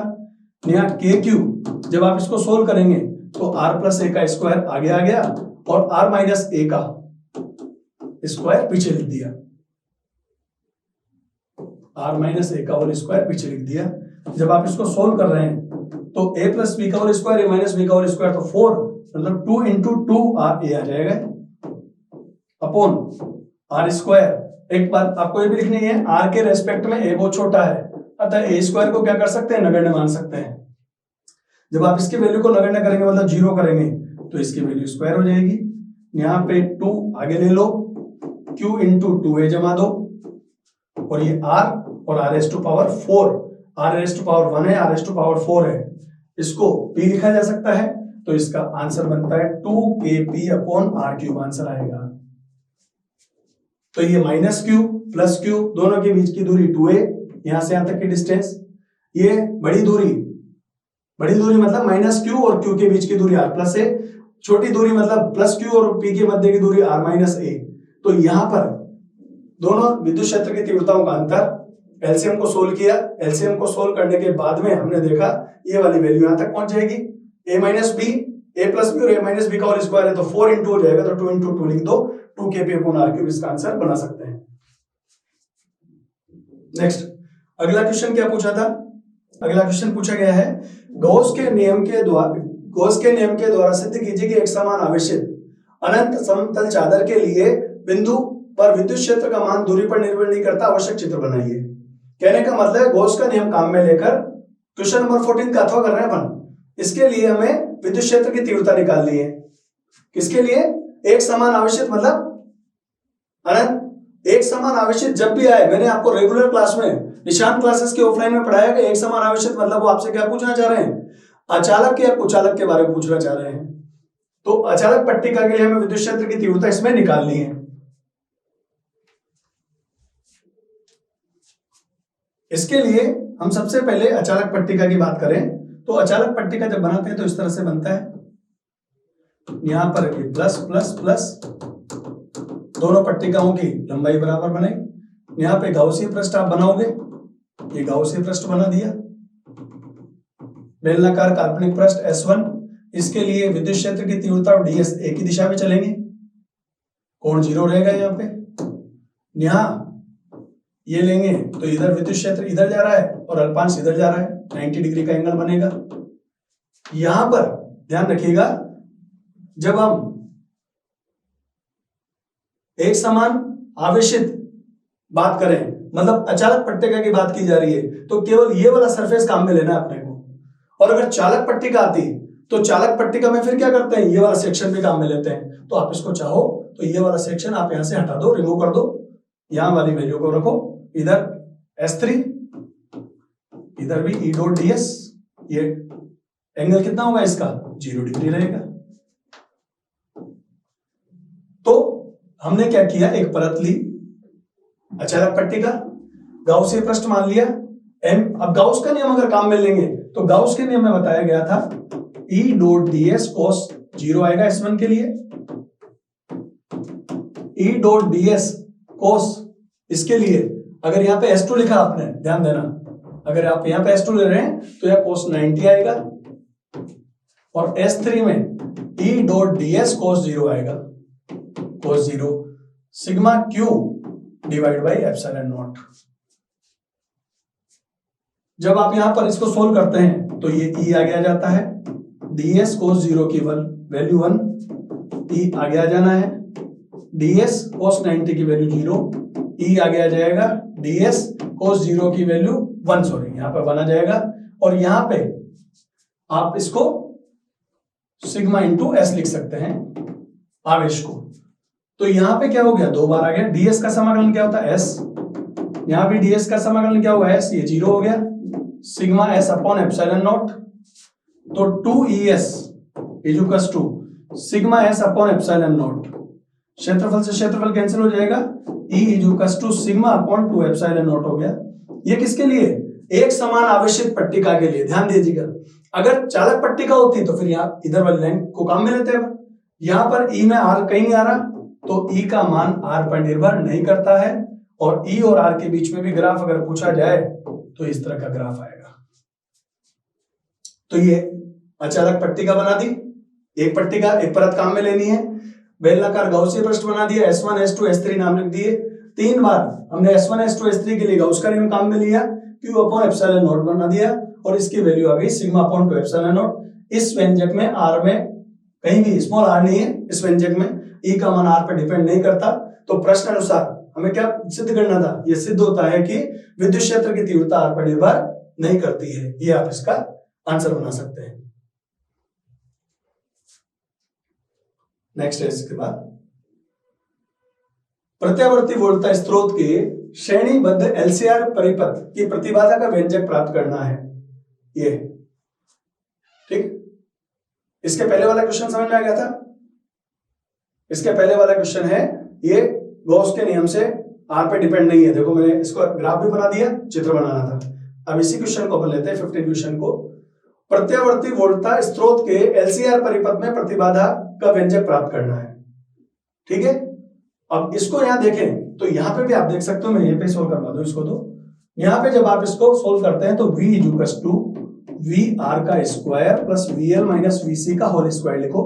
सबसे पहले यहाँ v लिख रहे हैं तो अंडर रूट में चलेगा, और आपने यहाँ पे v स्क्वायर कर दिया। इसको लिख सकते हो आई आर का स्क्वायर, यहाँ पे वी नेट, ठीक है, और इसको आर नेट लिख सकते हैं, आर डैश लिख दो बोली। और किसर इसमें क्या होता है, जब आप इसमें सोल्व करेंगे तो ये आर डैश जो है, उस आर डैश को हम पढ़ते आए हैं जेड। आर डैश को क्या पढ़ते आए हो आप, जेड। तो यहां पर आप इसको क्या लिख सकते हो, आई जेड का स्क्वायर। मैं दोबारा लिख दूं इसको, मैंने समझा दिया वैसे। यहाँ आई इंटू जेड का स्क्वायर लिख दो, यहाँ आई इंटू आर का स्क्वायर हो जाएगा, प्लस आई इंटू एक्सएल और आई इंटू एक्स सी इसका स्क्वायर यहां पे लिखा अपन ने। अब हम यहां पर देख रहे हैं तो यहां पर आई कॉमन आ गया, आई कॉमन ले सकते हैं। यहां पर आई कॉमन लिया हमने तो ये आई स्क्वायर कैंसिल हो जाएगा, यहां बचेगा जेड स्क्वायर। यहां आई स्क्वायर आपने बाहर निकाल लिया, R square plus X L minus X C का होल स्क्वायर हो गया। ठीक, यहां आई स्क्वायर से आई स्क्वायर कैंसिल कर देना, Z is equals to under root R square plus XL minus X C का होल स्क्वायर लिख सकते हैं। छोटा सा डेरिवेशन है इसलिए मैंने यहां पे बता दिया। सबसे पहले आप परिणामी वोल्टता से चालू करना, आर जेड यहां पर जो आता है आर डैश की जगह जेड लिख सकते हो आप, आई जेड का स्क्वायर, आई आर का स्क्वायर, आई इंटू एक्सएल माइनस आई इंटू एक्स सी का होल स्क्वायर। आई स्क्वायर लेफ्ट और राइट में कॉमन लेके काट दिया, जेड का डेरिवेशन आ गया।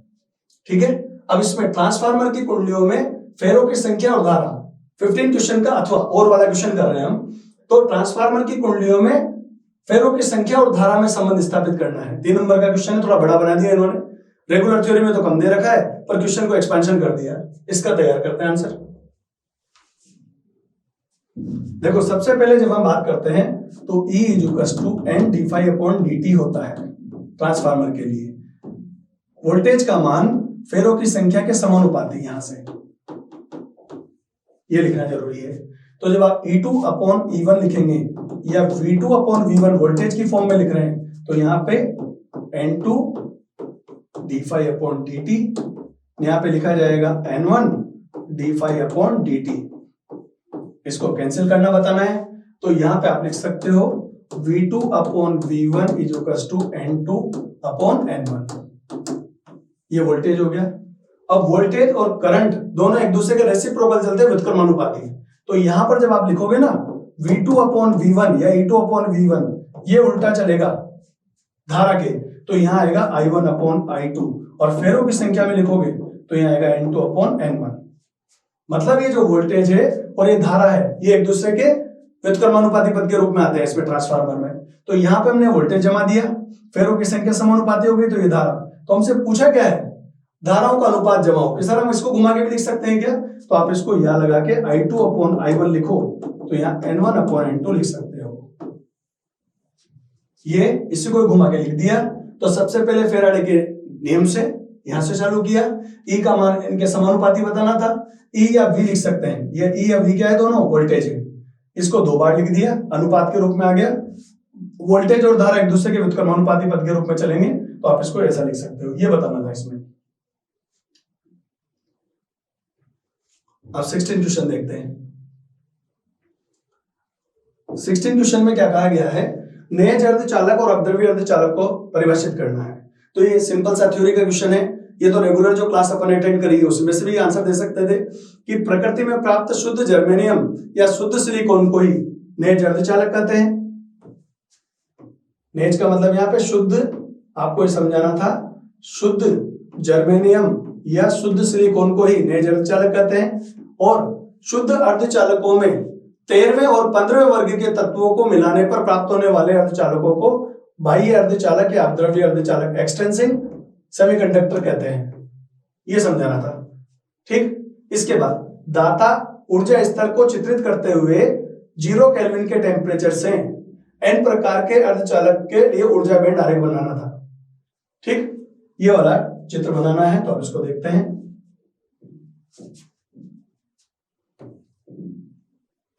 ये सबसे पहले ये बना दिया, यहाँ पे ये संयोजी बैंड, ऊपर बना दिया चालन बैंड, यहाँ लिखना है संयोजी बैंड लिखा, ऊपर लिखना है चालन बैंड। ठीक, दाता अशुद्धि स्तर हमेशा चालन बैंड के पास बनता है, तो यहां लिखना है दाता अशुद्धि स्तर, डोनर इम्प्योरिटीज लेवल, दाता अशुद्धि स्तर लिखा हमने।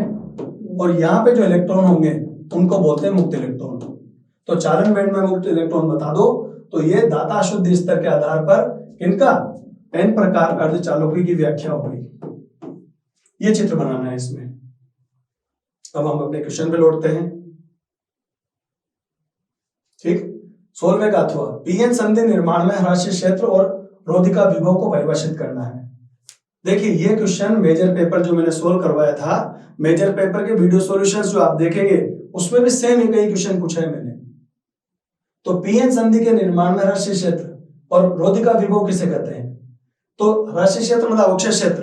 पीएन संधि निर्माण करते समय जब हम पी और एन संधि को बनाते हैं तो अवक्षय परत बनती है, जहां पे अल्प मान के विपरीत आवेशित कण या आयन रखे जाते हैं, उसको ह्रासीय क्षेत्र कहते हैं। रोधिका विभव क्या कहा जाता है? विभव का वो मान जिसके पश्चात में अवक्षय परत का खंडन हो सके या विभाजन हो सके या उसे भंजन हो सके, उस वोल्टेज के मान को क्या कहते हैं? रोधिका विभव कहते हैं। E बराबर V अपॉन डी लगाते हैं तो V बराबर E इंटू डी से रोधिका विभव बताया जा सकता है। ये पूरा का पूरा सॉल्यूशन आप अपने जो वीडियो सॉल्यूशन निशान डिजिटल ऐप पर है उस पर इसका पूरी एक्सप्लेनेशन कर रखी है मैंने। ग्राही अशुद्धि स्तर के आधार पर P प्रकार के अर्धचालक का ऊर्जा बैंड स्तर बनाना है। अब इसके ऊपर वाले में तो पूछा उन्होंने n प्रकार, सबसे बढ़िया बच्चों ने ये ज्यादातर किया है ना। सेकंड वाले ऑप्शन में P प्रकार पूछा, तो P प्रकार के लिए क्या करना है? देखिए, P प्रकार के लिए इसमें ये तो n प्रकार का बनाया हमने, इसी में थोड़ा सा बदलाव कर देते हैं। यहाँ पे P प्रकार लिखेंगे और ये जो अशुद्धि स्तर है, ये अशुद्धि स्तर को यहां पर इसका नाम चेंज हो जाएगा। अब ये दाता की जगह हो जाएगा ग्राही अशुद्धि स्तर, इसका नाम हो जाता है ग्राही अशुद्धि स्तर। और P प्रकार में होल ज्यादा बनेंगे और इलेक्ट्रॉन की ये उपलब्धता खत्म हो जाएगी, तो ये चीज ऐसे बना देनी है। ये संयोजी बैंड बन गया, ये चालन बैंड बना दिया। और P प्रकार जब बनाओगे तो P में होल ज्यादा होने चाहिए, तो ग्राही अशुद्धि स्तर हमेशा संयोजी बैंड के पास बनाना है। तो ये P प्रकार का था। इसके पहले वाले में जो ऊपर वाला क्वेश्चन है उसमें n प्रकार पूछ लिया, तो इसके डायग्राम हो गए। अब हम देखते हैं अगले क्वेश्चन को, क्वेश्चन नंबर 17। क्वेश्चन नंबर 17 में कहा गया है बायो-सावर्त नियम का सूत्र रूप सदिश रूप में लिखिए। इस नियम से किसी धारावाही वृत्ताकार पाश के अक्ष पर किसी बिंदु पर चुंबकीय क्षेत्र का सूत्र प्राप्त करना है, आवश्यक चित्र बनाना है। क्वेश्चन नंबर 17 स्टार्ट करते हैं। देखो, इसमें बायो-सावर्त नियम के अल्पांश के कारण उत्पन्न चुंबकीय क्षेत्र के value dB = mu naught IDL sin theta upon 4πr² के रूप में आता है। जब आप इसको सदिश रूप में लिखोगे तो यहाँ dB सदिश = mu naught I D L into sine theta को गायब करेंगे तो ये आर आ जाएगा, और यहाँ पे 4 पाई आर स्क्वायर की जगह हो जाता है आर क्यूब, क्योंकि इकाई सदिश जब आप यहाँ सदिश लगाएंगे ना तो यहाँ तो सदिश लगेगा, इकाई सदिश लगता है, तो सदिश बटे सदिश का परिमाण जब आप लेते हैं तो ये सदिश रूप में लिखना है, तो म्यू नॉट आई आएगा, डीएल सदिश आएगा यहाँ पे, ये भी डीएल सदिश है, और यहाँ पे 4 पाई आर क्यूब हो जाएगा ये। इसकी सहायता से हमें क्या करना था, वृत्ताकार लूप या पाश के लिए, वृत्ताकार लूप या पाश के लिए हमें वैल्यू निकालनी है। तो जब आप इसके लिए निकालेंगे तो ये इस प्रकार से हमने आर त्रिज्या का एक लूप लिया, यहां से यहां तक x दूरी पर हमने गणना की, ये इस तरह से यहाँ पे 2 अल्पांश मानेंगे, यहाँ dl1 माना तो ये db1 रहेगा, यहाँ पे dl2 अल्पांश माना था तो ये क्या हो गया, db2 हो गया। ये केवल ऐसा डायग्राम बताया था मैंने फिजिक्स में कि इसमें ये वाली वैल्यू जो घटक निकालते हैं, आपके यहाँ पर घटक db1 sin थीटा रिमेनिंग रहेंगे, यहाँ पे db2 sin थीटा रिमेनिंग रहना चाहिए, और कोस वाले जो कंपोनेंट है वो कैंसिल हो जाते हैं। यहां पर ये वाली वैल्यू स्मॉल r जो आती है under root R square plus X square आती है, अंडर रूट में यहाँ पे under root R square plus X square है।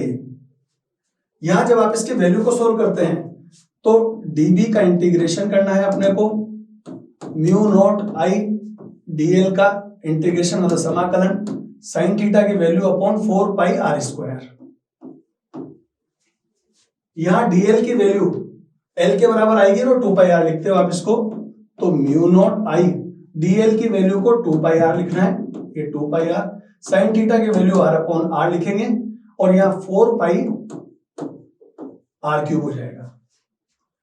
यहां पर आगे और सोल्व करें इसको तो म्यू नॉट आई हो गया, ये 2 पाई और 4 पाई ये 2 टाइम्स कट जाएगा तो ये हो गया, यहाँ पे ये आर स्क्वायर बन गया, और यहाँ आर क्यूब, ये आर क्यूब हो रहा है, ये b की वैल्यू हो गई, db का समाकलन क्या हो गया, b हो गया यहाँ पे।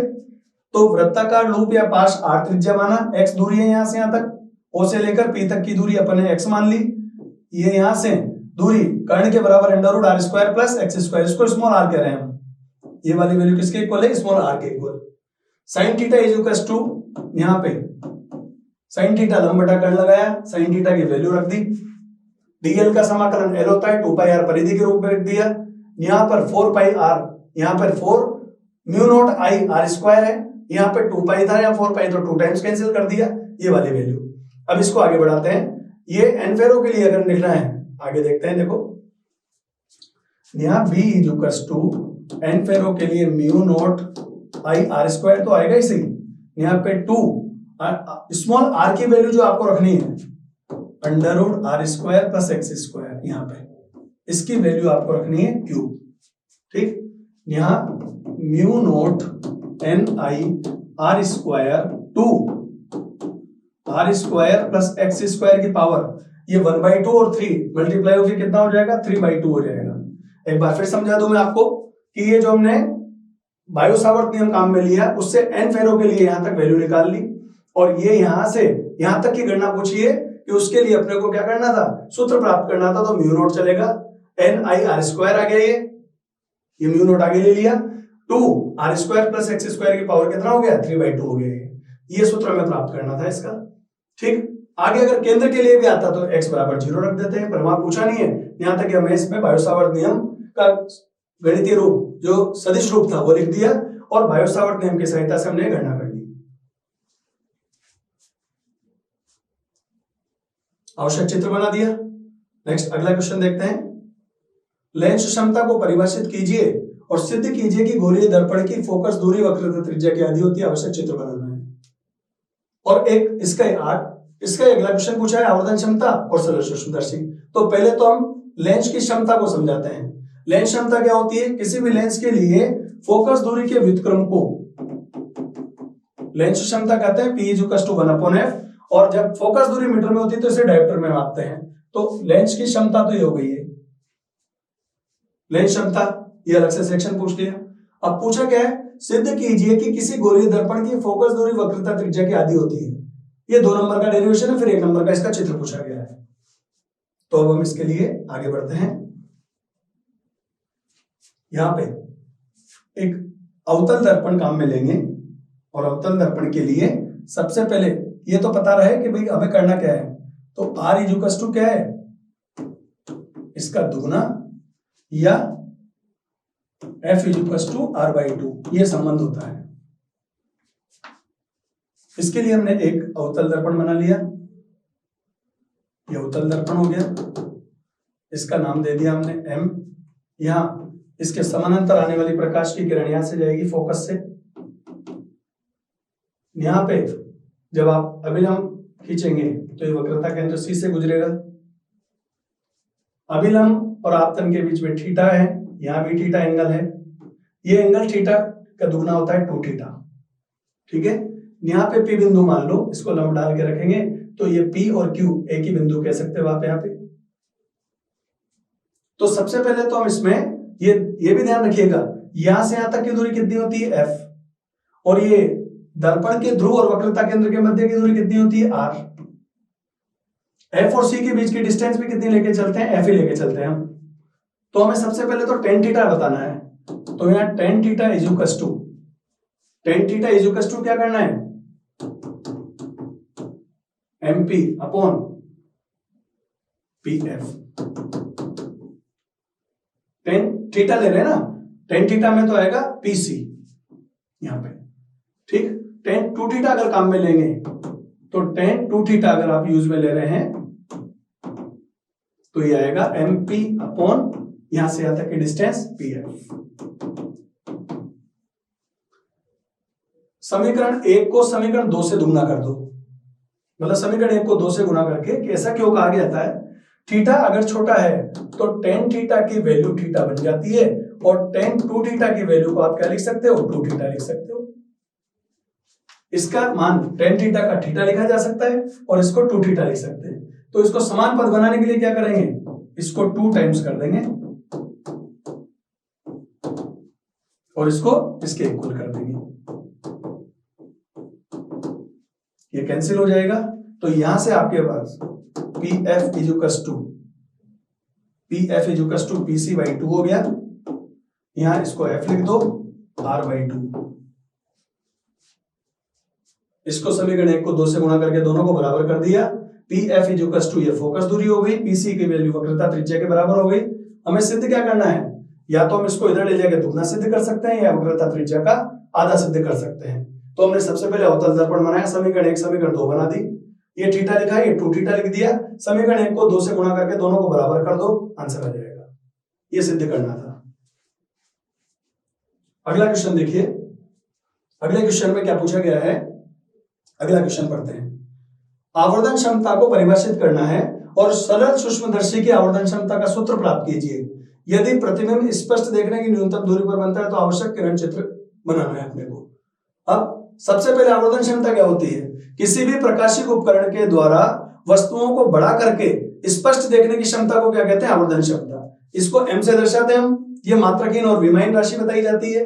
सरल सूक्ष्मदर्शी की आवर्धन क्षमता का सूत्र प्राप्त करना है, M इक्वल्स टू 1 + d/f वाला। यदि प्रतिबिंब यहां पर बनता है तो आवश्यक किरण चित्र बनाइए। तो इसके लिए हम सबसे पहले इसका किरण चित्र जो बनेगा, जब किसी वस्तु को उत्तल लेंस के O और F के बीच में रख देते हैं तो इससे बनने वाला जो चित्र है वो आभासी और वस्तु से बड़ा बनता है। ये मान लो वस्तु का नाम है AB और चित्र का नाम है A', B'। तो यहां पे AB वस्तु है, इसका मुख्य अक्ष समांतर फोकस से जाना और प्रकाश केंद्र से बिना विचलन के सीधे निकलना, तो ये चित्र बना A', B', तो किरण चित्र हो गया। इसके लिए जब आवर्धन क्षमता का सूत्र बनाते हैं तो M बराबर 1 + d/f बनता है इसका फॉर्मूला। और मैंने आपको पढ़ाते समय अल्फा डी बीटा यू भी बताया था आपको कि अल्फा डी बीटा यू क्या होता है। यहां पर जब आप चित्र बनाएंगे कि जब हमने एक बार तो वस्तु को बिना कांच की सहायता से देखा और एक कांच की सहायता से देखा, तो जब आप इसका tan अल्फा बनाते हैं, क्यों, क्योंकि जब आप इसका डेरिवेशन आप आगे करते हो ना तो tan beta upon tan alpha बनाना होता है हमें ये। तो अल्फा डी इट मीन्स जब अल्फा एंगल लोगे तो यहाँ माइनस डी डिस्टेंस लेना, और जब यहाँ पे आपने बीटा एंगल लिया तो यहाँ पर माइनस यू लेना। किरण चिन्ह नियम से ये माइनस आता है। यहाँ पे टेन अल्फा, ये ए बी और ए बी, दो बार टेन अल्फा काम में लेंगे तो m का फॉर्मूला d अपॉन यू बनता है। इससे टेन अल्फा ये हो गया, और टेन बीटा इसके लिए जब आप इसको सोल्व करेंगे तो d अपॉन यू बन जाएगा। d अपॉन यू को आगे हटाने के लिए हम क्या करते हैं, लेंस फॉर्मूला लेंगे, 1 upon f is equal to 1 upon v minus 1 upon u के लिए माइनस u, v की जगह माइनस d और f की जगह f।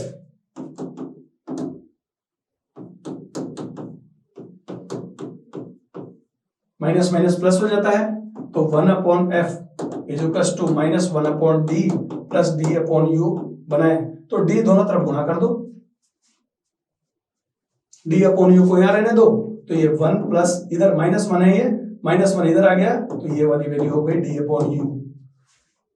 ये डेरिवेशन में m बराबर tan beta upon tan alpha की। सर ये क्या है, अंतिम प्रतिबिंब के लिए दर्शन कोण और वस्तु के लिए दर्शन कोण।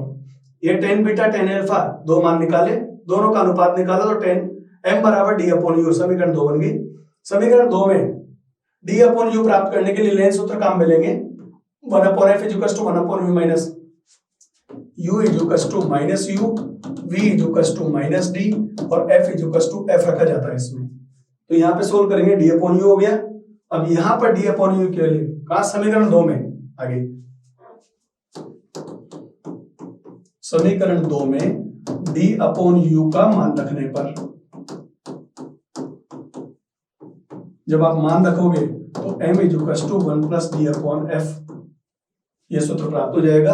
और d क्या है, यहाँ स्पष्ट देखने की न्यूनतम दूरी पूछा गया क्वेश्चन में, स्पष्ट देखने की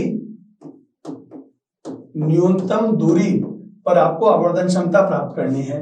इसका किरण चित्र पूछा था तो किरण चित्र हमने बना दिया। और साधारण सूक्ष्मदर्शी के लिए आवर्धन क्षमता मतलब वस्तुओं को बड़ा करके देखने की, स्पष्ट देखने की क्षमता को आवर्धन क्षमता कहते हैं, हमसे दर्शाते हैं। ये यहां तक कंप्लीट हो गया। 18वां क्वेश्चन कर रहे थे हम। देखिए, आवर्धन क्षमता किसी प्रकाशिक उपकरण के द्वारा वस्तु को बड़ा करके देखने की क्षमता आवर्धन क्षमता कहलाती है। 1 नंबर में परिभाषित कर दिया। सरल सूक्ष्मदर्शी की आवर्धन क्षमता का सूत्र प्राप्त करना था, कर लिया। यदि प्रतिबिंब स्पष्ट देखने की मतलब v बराबर कहां पर रखना है, d पर, तो आवश्यक किरण चित्र बनाना था, कंप्लीट कर लिया। तो इस तरह से बताओ हमने जो है 2026 में फिजिक्स का जो पेपर हुआ है आज, उस पेपर का वीडियो सॉल्यूशन आज ही कंप्लीट कर लिया।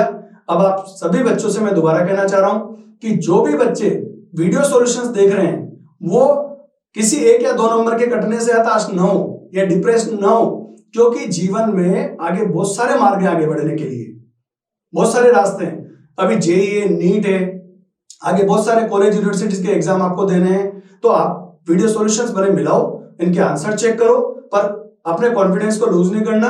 और अगर कोई 1 या 2 नंबर इस फिजिक्स के पेपर में आपको लग रहा है कि कहीं कम रह गया, तो आगे जो अपकमिंग पेपर्स हैं उनमें बढ़िया मन लगा के तैयारी करो, क्योंकि हम कहते हैं निशान डिजिटल ऐप है तो सफलता निश्चित है। और यूट्यूब चैनल पे भी हमने वीडियो सॉल्यूशन डाल रखे हैं। अब मैं आपको जो हमारे कोचिंग के जो पेपर हुए हैं उनमें से कौन कौन सा पेपर में से और बुकलेट में से क्या आया है, तो मैं पेपर के अनुसार आपको लिख देता हूं। देखो, माइनर क्वेश्चन जो है मल्टीपल चॉइस के, अबसद वाले, रिक्त स्थान वाले सभी बच्चों ने कर लिए, लेकिन मैं जहां तक संभावित क्वेश्चन जो है मैं आपको इस पे लिख के बता देता हूं कि हमारे जो निशान टेस्ट सीरीज की जो बुकलेट है मैंने बताई थी आपको, ये फिजिक्स की बुकलेट है। और फिजिक्स की बुकलेट में पूरा का पूरा थ्योरी और जो भी इंपॉर्टेंट क्वेश्चंस वगैरह हैं मैंने पहले टिक लगवा दिए थे, और इस तरह के पेपर भी थे इसमें।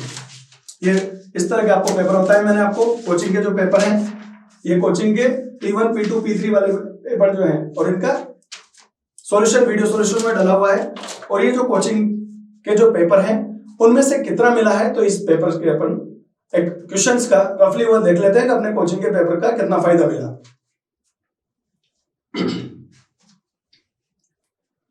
देखिए, सबसे ये छोटे क्वेश्चन थे, ये मैक्सिमम क्वेश्चन बच्चे अपने कॉन्सेप्ट के आधार पर करके आए हैं। मैंने यहाँ पे सोल्व भी करवा दिया। मैं आपको क्वेश्चन नंबर जो सेकंड है उसका मैं वैसे वर्बली बता देता हूं कि क्वेश्चन नंबर सेकंड जो रिक्त स्थान वाला है उसका 5वां मेजर का क्वेश्चन है। छठा क्वेश्चन बुकलेट में पेज नंबर 117 पे दे रखा है। ठीक, मैं लिख ही देता हूं। जो फिल इन द ब्लैंक्स वाले क्वेश्चन है इनको देखिए। जैसे ये आपका सेकंड का फिफ्थ है, ये मेजर जो है मेजर पेपर है उसका फिफ्थ का सेकंड क्वेश्चन। ठीक है, फिल इन द ब्लैंक्स का हालांकि हम ये पहले कहते हैं तो मल्टीपल चॉइस अवसद और रिक्त स्थान वालों का कोई ऐसी कोई बाध्यता नहीं है कि नहीं जो हम दे रहे हैं उसी में से आए या जो आप पढ़ के जा रहे हो, क्योंकि ये लैंग्वेज वाले क्वेश्चन है, ये कहीं भी बनाए जा सकते हैं। दूसरे का छठा क्वेश्चन जो देखें, ये बुकलेट में क्वेश्चन नंबर 6, आप बुकलेट की अगर तैयारी करके गए हैं तो पेज नंबर 117 पर, पेज नंबर 117 पे जो क्वेश्चन नंबर 6 है इसका आंसर मैक्सवेल आया था, मैंने बता भी दिया, सोल्व करवा दिया आपको। 7th क्वेश्चन, बाकी इजी क्वेश्चन है, इसमें n वाला था। P3 का टेस्ट जो P3 हुआ है उसका सेकंड का 6th क्वेश्चन है। यहां पे सेकंड का 7th पूछा है बोर्ड ने, अपना आया था। ठीक है, इसका सेकंड का 10th क्वेश्चन जो है मेजर पेपर जो लिया मैंने, मेजर पेपर के 9वें का पहला भाग है। ठीक, तीसरे का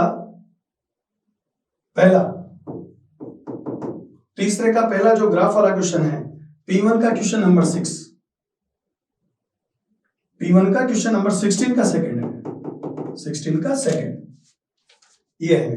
बाकी इजी क्वेश्चन है, इजी सिंपल क्वेश्चन कॉन्सेप्ट वाले आए हैं। आगे हम बढ़ते हैं। गॉस नियम, विद्युत चुंबकीय प्राणी, बहुत इजी क्वेश्चन आए तो इसमें तो कोई ज्यादा वो है नहीं।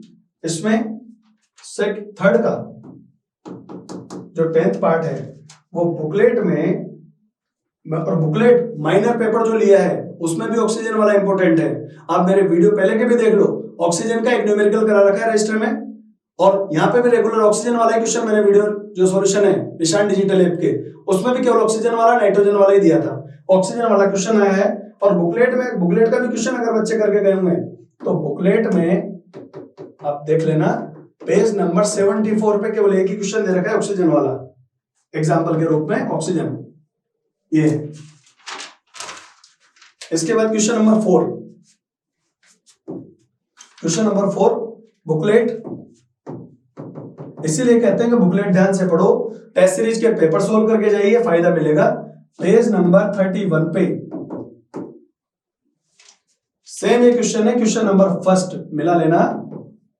बुकलेट का पेज नंबर 31 पे क्वेश्चन नंबर 1 है, 5वां क्वेश्चन। इसके लिए booklet page number 97, booklet page number 97, वहां पर फेरों की संख्या 60 दे रखी थी। इसी तरह का क्वेश्चन है, एकांक फेरों के लिए निकाला तो उसमें 60 का भाग देना था, इसमें 60 का भाग नहीं देना है। पेज नंबर 97 पे क्वेश्चन नंबर 7, ये जो आपको बुकलेट मैंने दिखाई उसी बुकलेट के बारे में मैं लिख रहा हूं आपको। Question number 6 booklet page number 102, इस पे दोनों क्वेश्चन है। आगे बढ़ते हैं। बोर्ड का 7th क्वेश्चन P3 का question number 5, question number 8 major, जो मेजर पेपर हुआ है उसका क्वेश्चन नंबर 8 है। और बुकलेट भी पढ़ाते समय कहा था पेज नंबर 151 पे दे रखा हुआ, शायद ये पेज नंबर 151 है, क्वेश्चन नंबर 2 है वहां पर भी, बुकलेट में भी। क्वेश्चन नंबर 9 P3 का क्वेश्चन नंबर 6,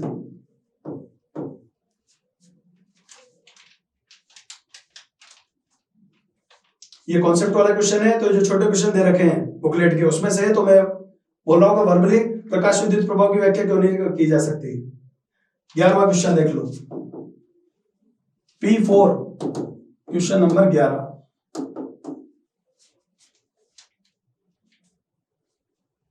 12वां क्वेश्चन, आगे बढ़ते हैं। Question number 12 major, question number 10 major का क्वेश्चन नंबर 10 है। 13वां क्वेश्चन मैंने आपको सोल्व कराया। संधारित्र फिल्टर पूर्ण तरंग का ये जो 13वां क्वेश्चन है केवल कालांक अलग से आया है, बाकी ये P4 का क्वेश्चन नंबर 20 है। पूर्ण तरंग दिष्ट कार्य का चित्र बनाइए। क्वेश्चन नंबर 14, क्वेश्चन नंबर 14 है विद्युत द्विध्रुव वाला मेजर पेपर क्वेश्चन नंबर 14। निशान कोचिंग के पेपर का भी क्वेश्चन नंबर 14 है और बोर्ड का भी क्वेश्चन नंबर 14 है। इसका अथवा P1 का क्वेश्चन नंबर 17, क्वेश्चन नंबर 14 इसका अथवा वाला। क्वेश्चन नंबर 15 बुकलेट बार बार कहा जाता है, आगे भी जब मैं पढ़ाऊंगा तब बोलूंगा निशान कोचिंग की बुकलेट सोल्व करते चलो। बुकलेट पेज नंबर 109, डायग्राम वाला क्वेश्चन उसी में से पूछा है, प्रतिबाधा का व्याख्या पूछी गई है। इसके 15वें का अथवा बुकलेट मेजर पेपर ट्रांसफार्मर से रिलेटेड पूरी कंस्ट्रक्शन पूछी गई थी। क्वेश्चन नंबर 17, क्वेश्चन नंबर 17, क्योंकि जब हम इसकी ट्रांसफार्मर की बनावट देखते हैं तो उसमें फेरों की संख्या, धारा और वोल्टता उसमें संबंध बताना होता है, तो उसमें से बनाया हुआ क्वेश्चन है। क्वेश्चन नंबर 15 तक हो गए। क्वेश्चन नंबर 16वें का पहला P4 का क्वेश्चन नंबर 9, इसका सेकंड मेजर, ठीक है। दाता शुद्ध स्तर मेजर पेपर में आप देखोगे डायग्राम वाला चित्र है, केवल एक ही चित्र का क्वेश्चन दे रखा है मेजर में, उस चित्र से क्वेश्चन जो बनाया है उसका उल्टा मेजर पेपर का सॉल्यूशन इसमें रखा हुआ है, आप उसमें चेक कर सकते हैं। एन टाइप का जो मैंने क्वेश्चन पूछा था वही यहां पर उसको रिवर्स में पूछ लिया है। 16वें का अथवा मैंने आपको कहा मेजर पेपर का जो सॉल्यूशन बच्चा करके गया होगा वो एक डायग्राम वाला जो चित्र है, यहां पर क्या है एन है, यहां पर क्या पूछ लिया पी प्रकार, ठीक। सेम क्वेश्चन कि सर ये इसके अथवा का पहला 16वें का जो अथवा का पहला है इसके लिए मेजर का मैंने कहा आपको मेजर का 15वें का दूसरा भाग जो बच्चा पढ़ के गया होगा राशि क्षेत्र और रोधी का विभव, सेम वही क्वेश्चन है, आप मेजर पेपर को उठा लो। अब क्वेश्चन नंबर 17 18 बता देता हूं। Question number 17